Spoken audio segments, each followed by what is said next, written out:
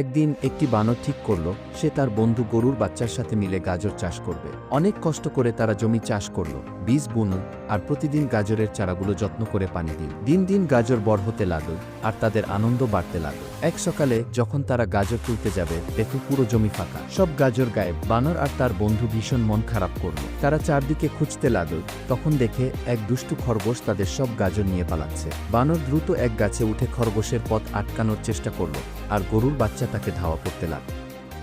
শেষে খরগোশ ধরা পড়ে গেল। বানর জিজ্ঞাসা করল, তুমি কেন আমাদের কষ্টের ফসল চুরি করলে? খরগোশ লজ্জায় মাথা নিচু করে বলল, আমি অনেক দিন ধরে খেতে পাইনি, তাই চুরি করেছি।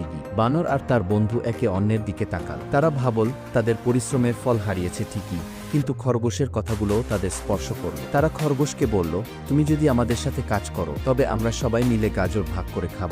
তিনজন একসঙ্গে আবার গাজর চাষ শুরু করল আর সেখান থেকে গড়ে উঠল এক মজবুত বন্ধুত্ব।